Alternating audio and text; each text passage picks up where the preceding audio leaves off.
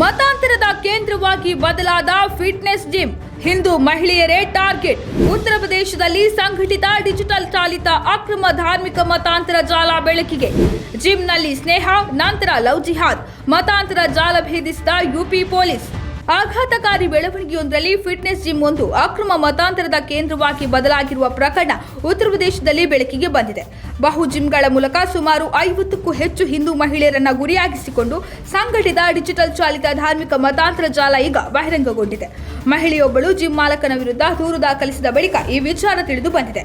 ಈ ಸಂಘಟಿತ ನೆಟ್ವರ್ಕ್ ಜಿಮ್ಗಳನ್ನ ನೇಮಕಾತಿ ಕೇಂದ್ರಗಳಾಗಿ ಬಳಸಿಕೊಂಡು ಸಾಮಾಜಿಕ ಮಾಧ್ಯಮದ ಮೂಲಕ ಸಂತ್ರಸ್ತರನ್ನ ಗುರುತಿಸಲು, ಹಿಂಬಾಲಿಸಲು ಮತ್ತು ಸಂಪರ್ಕಿಸಲು ವ್ಯವಸ್ಥಿತ ಮತ್ತು ಸಂಯೋಜಿತ ರೀತಿಯಲ್ಲಿ ಕಾರ್ಯನಿರ್ವಹಿಸುತ್ತಿತ್ತು ಎನ್ನಲಾಗಿದೆ. ಈ ಕಾರ್ಯಾಚರಣೆಯ ಕಿಂಗ್ ಪಿನ್ ಸನ್ನೋ ಎಂಬ ಮಹಿಳೆ ಹಿಂದೂ ಮಹಿಳೆಯರೊಂದಿಗೆ ಸುಲಭವಾಗಿ ಸ್ನೇಹ ಬೆಳೆಸಿ ಅವರ ನಂಬಿಕೆಯನ್ನು ಗಳಿಸುತ್ತಿದ್ದಳು. ಕ್ರಮೇಣ ಅವರನ್ನ ನೆಟ್ವರ್ಕಿಗೆ ಸಂಬಂಧಿಸಿದ ಪುರುಷರೊಂದಿಗೆ ಪರಿಚಯ ಮಾಡಿಸುತ್ತಿದ್ದು, ಈಕೆ ಈ ಜಾಲದ ಮುಂಚೂಣಿ ಕಾರ್ಯನಿರ್ವಾಹಕಳಾಗಿದ್ದಳು ಎಂದು ಪೊಲೀಸರು ತಿಳಿಸಿದ್ದಾರೆ. ಜೊತೆಗೆ ಹಲವು ಪುರುಷರು ಕೂಡ ಈ ಜಾಲದ ಮಾಸ್ಟರ್ ಮೈಂಡ್ ಮತ್ತು ಪ್ರಮುಖ ಕಾರ್ಯನಿರ್ವಾಹಕರಾಗಿ ಕಾರ್ಯನಿರ್ವಹಿಸುತ್ತಿದ್ದರು.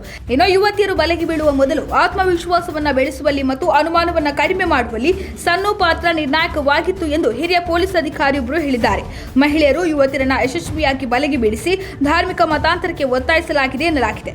ಒಂದು ಜಿಮ್ನಲ್ಲಿ ಹುಡುಗಿಯನ್ನು ಆಕರ್ಷಿಸಲು ಸಾಧ್ಯವಾಗದಿದ್ದರೆ ಜವಾಬ್ದಾರಿನ ನೆಟ್ವರ್ಕ್ ನಡೆಸುವ ಅಥವಾ ಅದರೊಂದಿಗೆ ಸಂಪರ್ಕ ಹೊಂದಿರುವ ಇನ್ನೊಂದು ಜಿಮ್ಗೆ ಹಸ್ತಾಂತರ ಮಾಡಲಾಗುತ್ತಿತ್ತು ಎಂಬುದು ತಿಳಿದು ಬಂದಿದೆ.